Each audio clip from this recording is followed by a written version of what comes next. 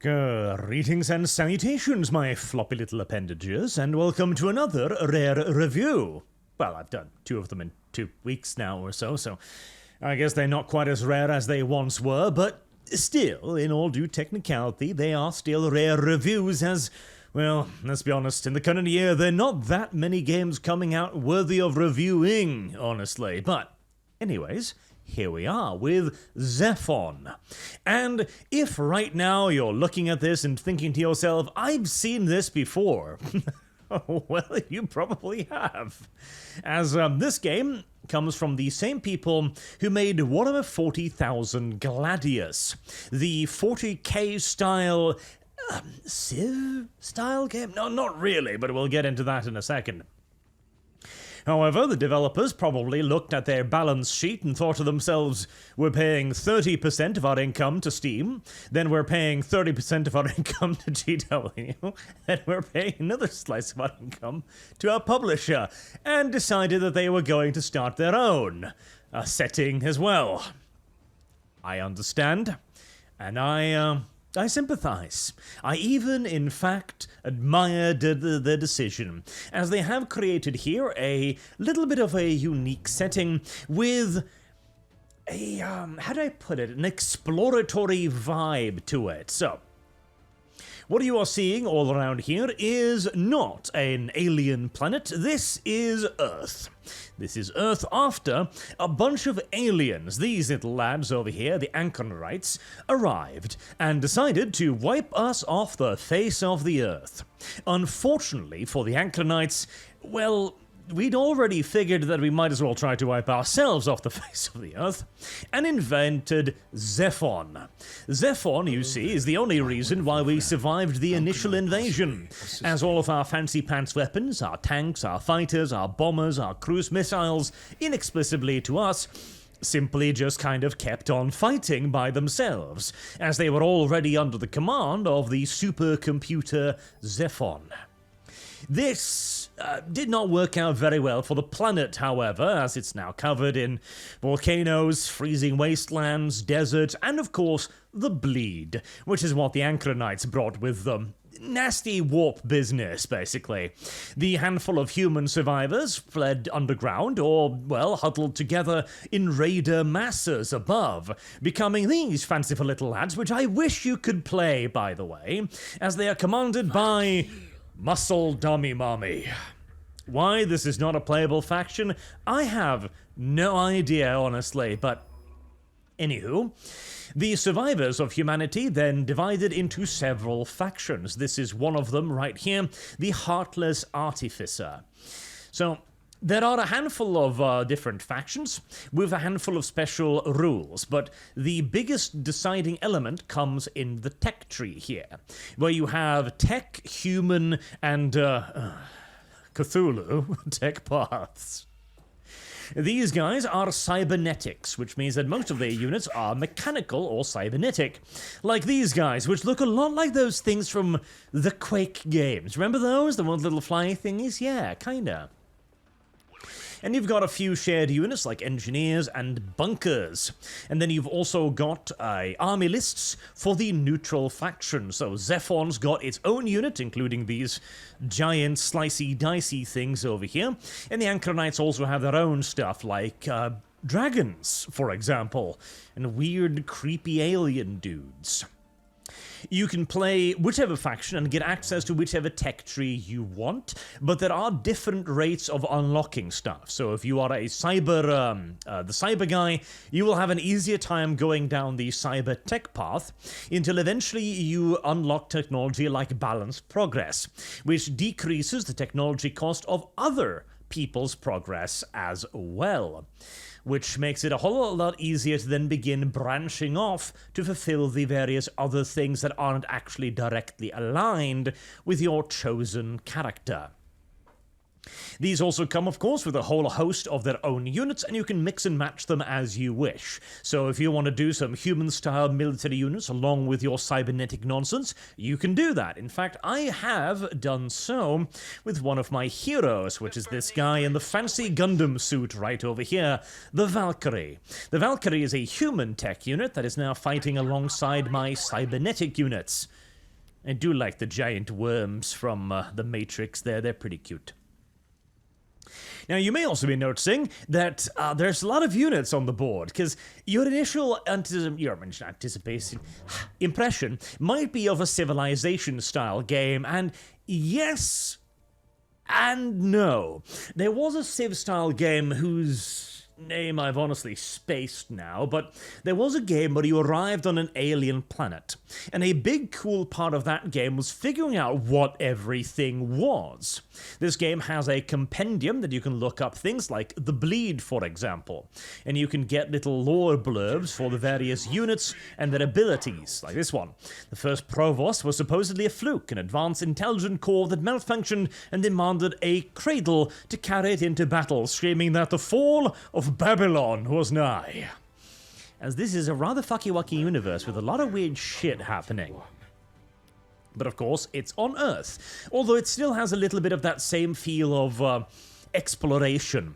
But whereas Civilization focuses more on, of course, the construction of a civilization, Zephon, just like Gladius before it, focuses primarily on combat, which honestly, I prefer. Now, you could easily do a cool Civ-style game where you arrive in another world, and you've got to be like, okay, I need oil. How do I get oil? Can I get oil? Oh, okay, if I crush these beetle-like thingies, they'll produce oil for me. You know, where you lead heavily on the exploration and the discovery aspect. This is more just having fun blasting shit into smithereens. Something is always happening, even in the early game. You're attempting to cover the map to claim things like these neutral resource sites, which will give you, if you build a city near to them, bonuses to total production, or if not, simply a plus to the income of the resources, of which there are quite a few. Food, minerals, energy, algae, chips, influence, and research, which can then also be turned into advanced researchers like transuranium, or antimatter, or singularity cores, which will be required to feed the bigger units, which will require them both to build and to upkeep. Honestly, the majority of the game, if you played Gladius, you're going to understand the general gist of things. And the focus on combat is, in my opinion, just more quick, fast-paced. Like, I can enjoy a good game of Civilization, but sometimes when there's one war every, 7 hours and it's fought between, 6 units, it's kind of small scale. Here, not so much, as the AI will build some fairly hefty armies, as will you. So, let's have a look at it, shall we? Here is one of my bigger creatures. This is a Titan, which are constructible and also appear, and, well, we'll get to that in a moment. So, I am going to want to try and destroy... Actually, I'm half wondering if I even want to, but as a combat demonstration, let's do just that. The Archangel, many of the units have special abilities, like the Supplication here. Applies Supplication to adjacent enemy units for 1 turn, which reduces their damage. Lots of abilities like that. There's also abilities that might be granted via neutral items or via things you buy on the market. But, anywho, blow something up. The combat, of course, is fairly simple in that your enemy units have a certain amount of hit points, they've got a certain amount of armor, which reduces damage, you can have invulnerable damage, and you will, of course, receive defensive bonuses in these areas, which you can see here. There are little walls around it, as this is the entrance to their city of Broken Knuckle. All of the units have their own little cute animations, of course. And you've got the usual stuff like artillery and super units and flyers and all that nonsense. What's the pandemonium? 100% max range. That's nice. Splash damage, eh? Ooh, I do like the sound of that. And that one's not in cover. Whee. You've also got a morale system. As you see, that unit was now shaken. The morale is shown here. When they're on full morale, the unit is operating, as normal, is capable of doing damage as normal. When they are broken, however, that decreases their damage by a lot. So, attacking units' morale is... I wouldn't say it is equal to just killing them by any stretch of the imagination, but you certainly will weaken the enemy's ability to fight quite significantly if you hit their morale as well. Good little combat drones.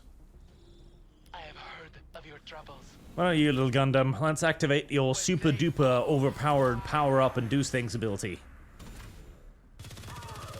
How exactly that machine gun has so much more range than everything else is a mystery. The various factions, of course, also have their hero units, which are limited to one of each, so you can't build a dozen different heroes of the same type. The hero units can also be equipped with stuff like these, like the Excusio Parser, which increases accuracy, so I can give her that. Don't really need dynamic plates, and you've also got access, of course, to a shop, which is over here, where you can buy items and also resources at the cost of influence. See, anything interesting? Trauma kit, I mean, healing is always nice to get. Path cutter. Schism of Regima. Incandescent icon. Deals damage to adjacent enemy units each turn. That's a melee character. Archivish rig, I do like that one. Let's buy that one. And then buy that one too. As I'm pretty sure we've got a melee hero. There we go. Shunted away in one of these transports over here.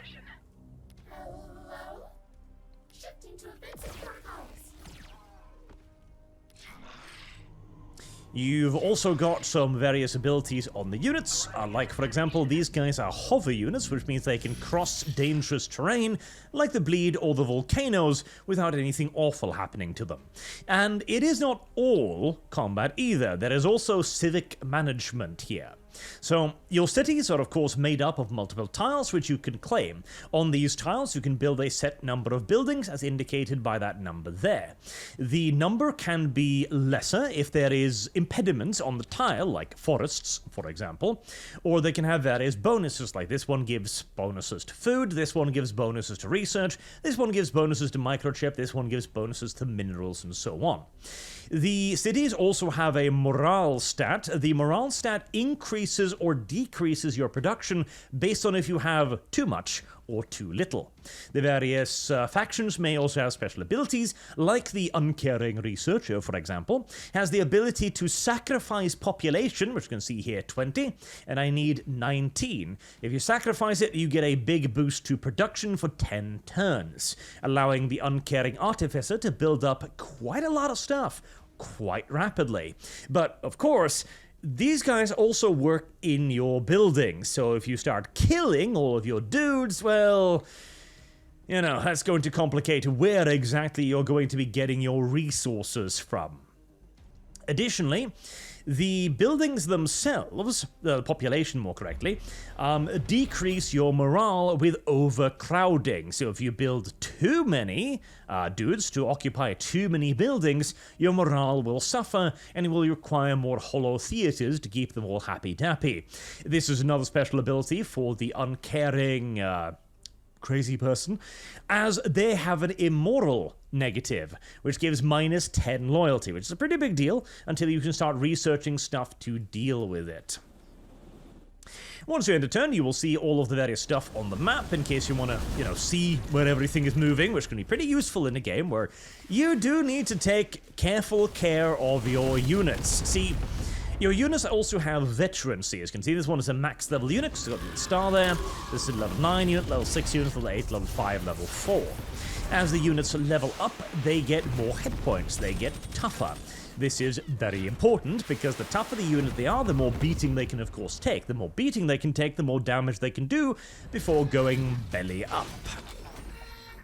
So, more powerful units, or more high-level units, will have a significant advantage over lower-level units, so you gotta be quite careful with that. Certain factions have an easier time of minimizing casualties. The Cybernetics, for example, can do so very well, because their initial infantry, the Ishim Enforcers, have the ability to heal 50% of their hit points, which is kind of amazing. Kind of really, really amazing, actually. Kind of really incredibly amazing, actually. I can't help but notice that you're walking over my terrain, which is also unfortunate considering the tower countdown that's happening over there. Little engineers can build roads, they can also terraform, like getting rid of things like Bleed, for example. Now, some factions actually kind of like the Bleed, other factions really don't like the Bleed. And they can also build bunkers, although they don't actually have the ability to do so now because it's sort of cooldown. Now, we shall continue our crusade against this poor barbarian woman here because, well, she's in my way. burn barbarians. Barbarians are rather tough little creatures when they're in cover, unfortunately. But I'll probably deal with them.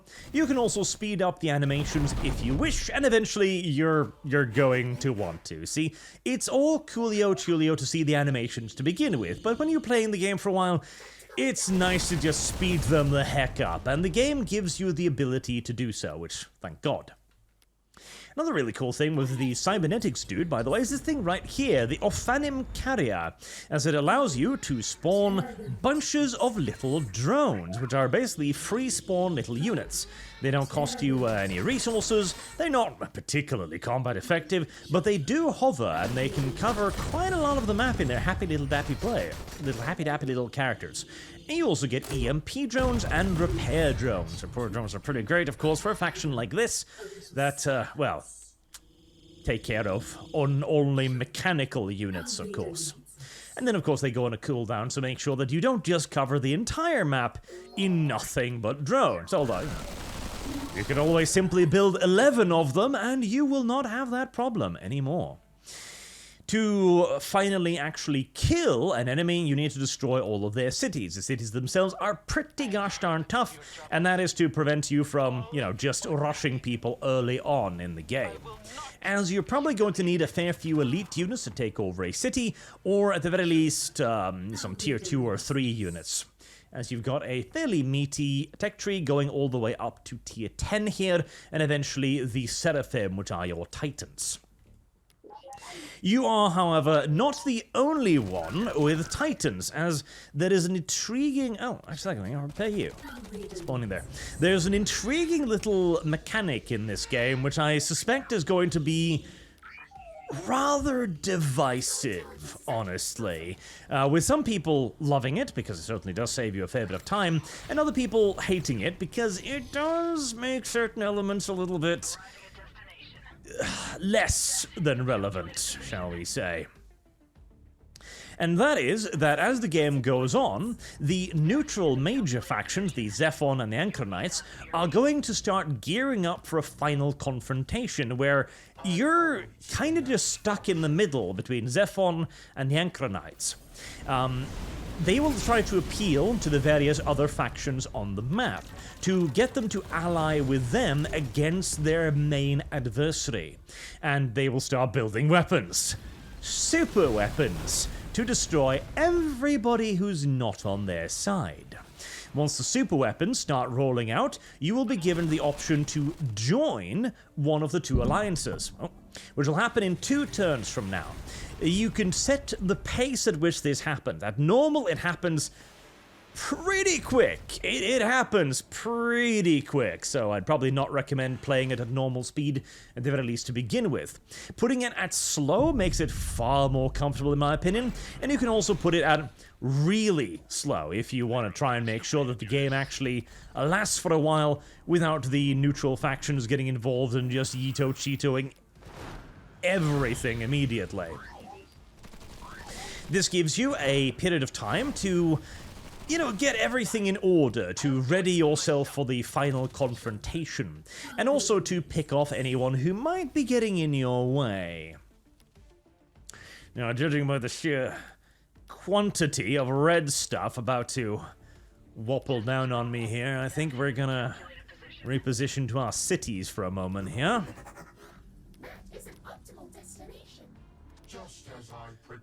You can also customize most of the things that has to do with the movement, like you want the camera to move automatically to a unit, you can do that. You don't want the camera to do that, you can do that too. They have learned a fair few lessons from Gladius to just make the entire interface and the process of playing the game as smooth as it can be, which is very nice.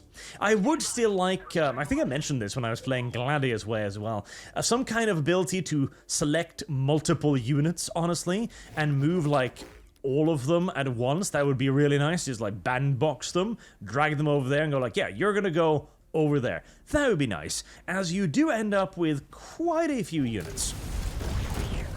You can also fast forward to the turn, as you see there, if you don't want to watch all of the animations play out, and the AI is going to get to murdering itself and everybody else around it. Let's see. There we go. The last days of Earth. It is time.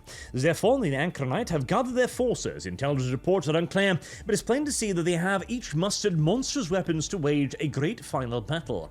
The Anchorites spoke of monsters in the bowels of the Acherin fleet. Zephon's factories have finally gone silent. Whatever it was building is now complete. Your best chance of survival, of ultimate victory, is to pick a side. Go it alone, and you risk being crushed between the unspeakable might of two great powers. But if you stay independent and live, it might be you who rise as the leader of a brave new world. So, depending upon your relationship with the factions, you can choose to join Zephon, or you can choose to join the Anchoronites. You will also see there if there are any other people on the map trying to join either one. Now, I've wiped out most of the other people, so the only other one is Zia. So let's stay independent for now, just for shits and giggles. I'm afraid we have conflicting priorities, attempting to correct. And Zephon's a little bit upset. Delicious acquaintance. So, Tsai, now it has to be war. And this will then spawn some titans. So the victory condition then is for you to actually kill the enemy titans. They spawn with 3 titans each, and for every ally on their side, they get 1 further titan. So this is a interesting little mechanic. He's really a bit angry at me. Where if you do it at the fast speed, the normal speed, you're probably about halfway through, I'd say, your tech tree by the time this thing happens, which is fairly soon. Now, depending on your ability to min-max and build everything correctly, you can probably have Titans out by that point, or at the very least getting close to having Titans, if you're building everything right? If you know how the game works and you can actually shit out the right thing, focus on the right things, make sure everything is being built. But it'll be hard. So then you can, of course, choose, instead of, just going crazy, to try for an alliance victory, which allows you to pick either one of the sides to join together with. So, this means that, in theory, you could win the game whilst basically doing nothing, which is a bit weird, isn't it? Like, the ability to sit on your ass and wait for your allies to come rescue you, as there are actually techs which will increase your relationship with certain factions slowly over time. Now, it's not to the point where you can just rely on that alone, but generally speaking, if you are, for example, a cybernetic faction, Zephon will like you more. If you then also research AI rights, which improves diplomatic standing with Zephon over time, you're probably going to be able to ally with him pretty damn reliably without needing to worry too much about whether or not you will get your alliance off. So as long as you can get to that point, or you are the correct faction, you can kind of just wait for the AI to come save you, which, I'm not necessarily an enormous fan of the idea, but it's not all downsides either. See, in Gladius, when you arrived at the point where you needed to start finishing the game, basically the only way to do so was to take your enormous army of combat veteran super monstrosities and sweep the entire map clean of all life, which is definitely a very 40k way to end a conflict. Don't get me wrong, a very 40k way to end a conflict. But that also meant you had to clear the entire humping map of every single enemy settlement. It gets pretty laborious. It gets pretty goddamn laborious. And so having the ability to not bother doing that, and instead winning simply by destroying the enemy's titans, well, that is a much quicker, easier, well, I don't know about easier, they are ridiculously powerful super units, mind you, and they get quite a lot of them, but it is a way to actually, fight it out without needing to clean the entire map. So, I can see both sides for it. I very much so can. And if you so choose as well, incidentally, you can simply just turn that ability off entirely. If you're like, I don't want to deal with that at all, you can just turn it off completely, and you'll never have to worry about it ever again, which is nice. But it does give you a nice, like, final boss battle mode style thing, which is really, really cool. And when you know it's coming, of course, you can prepare for it adequately. So, let me put that one over there. Let me show you one of the other factions as well. The Furtive Tribunal. There we go, that one. So, the Furtive Tribunal uses the Cthulhu tech tree more than it uses the cybernetic tech tree, which means all of their units look like goddamn monsters, as the cybernetics, well, you know, they're fairly cybernetic-y, but these guys, I don't know, some kind of... I feel like they're the necromorphs from Dead Space, honestly, mixed in with a little bit of bug people, you know? It's like you got human spines there and shit turned into, like, acid-spraying cannon thingies.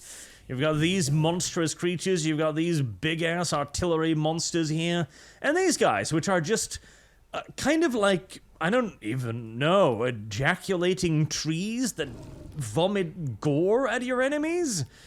It's certainly quite the faction. And whereas most of your units will have range units, they start with the Abkulath Dragoons. Dragoons, which are, of course, melee infantry.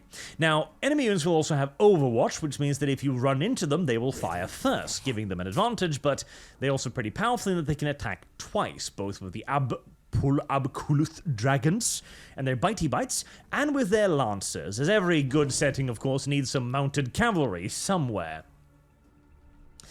It then also gives you access to some different abilities, which in the case of these guys is more focused around influence. Like, they've got a lot of cool little abilities they can use on their units. They've got a lot of special nonsense, and they've got the Whispers of the Voice. See, they're not very good at researching stuff, so they've got a negative modifier to research laboratories, which are why I've got basically none of them. But every 5 turns, they can spend an amount of influence to simply just get a dump's worth of research, a fairly big dump's worth of research as well. It's not quite as good as building it in terms of, like, getting lots of it, but it does allow a faction that is less on research to keep up with those who are. Nom. Also, they've got a giant flying monster that swallows entire enemy units, and then just very, very, very slowly digests them. That is kind of adorable. And you remember the bleed? Well, they don't give a shit about the bleed, because the Abkulath Dragoons, of course, well, they're riding creatures of the bleed, so they actually heal from it, giving you a very interesting early game with these guys. Speaking of, let me also just give you a quick look at the various factions here. So you have the Emulated Mind, Cybertech, the Fallen Soldier, which is the humans, Furtive Tribunal, which are the Voice, Heartless Artificer, more Cybertech, Honorable Aristocrat, human, Practical Romantic, human, Saladin, Rogue Operative, human and Cybertech, with more of a cyber affinity, and the Untold Prophet, which is also another voice character, or random, or spectator if you just want to watch the AI beat the shit out of one another. So, some conclusions then, as I've given you all of the information you now probably need. I quite like this game. I really like this game. It's a very nice, like, one more turn style of game where you can play it for a very long time, and you're always going to have something happening. Something's always waging war against something else somewhere else. Early on, you need to deal with ass loads of neutral units attacking you. Then you need to deal with, of course, the neutral factions like the Chieftain or Zephon or the Acronites, which can also sit on the valuable resources, as well as dealing with the other player characters as well, making it for a rather hectic experience. And as the AI is very good at building a lot of units, battles in this game are pretty goddamn huge. Usually you've got dozens and dozens of units on either side beating the absolute life shit out of each other, even as you of course try to make sure that as few of yours die as possible because of, again, the ability to level up units, which is a very, very, very, very big deal. The cities provide early protection so that you don't get overwhelmed immediately. You can rest and heal anywhere on the map, but it's quicker within your territories, of course. And you also have a decent amount of abilities to repair things as well. And particularly the cybertech dudes have that, whereas the voice characters can do so via the bleed, for example. You can even research technology that actually makes the bleed beneficial, which is kind of cute. Where you will gain health whilst in the bleed, and you will not suffer the negative consequences of bleed. The general gameplay loop, therefore, I think is really solid, because you're never bored. There's always something happening. There's always action happening. And then the research and the building up of cities becomes another layer on top of the action, as you need to balance the size of your economy with your morale. As the more people you get, the larger your economy you get, the lower your morale might fall, which means that you might need to build buildings specifically designed to counter the drop of your morale. But of course, whenever you're doing that, you're not building anything actually valuable, capable of producing stuff. And the larger your army gets, the more stuff you need, so we've got to balance all of this up continuously. It's a very nice, simplistic, but engaging system that I'm quite fond of. You can build one of those there, and we're probably going to want to clear that tile out for a little bit more stuff. And then you've got the slightly different flavor factions to keep you entertained, and you've got the different tech trees, which you can mix and match if you wish, or you can go straight down one to get to their bigger, cooler units immediately. And there tends to be synergy within the same faction. So the cybernetics, of course, get access to stuff that repair, which is very, very useful. You might get access to big cybernetic units that can buff other cybernetic units, and so on. It's a very cool little game. The setting itself is also very neat, and it's very cool the first time you play it and you begin, you know, discovering everything for the first time. Like, what the hell is all of this purple stuff? Why is it eating my units? Is it supposed to? Yes, it's supposed to.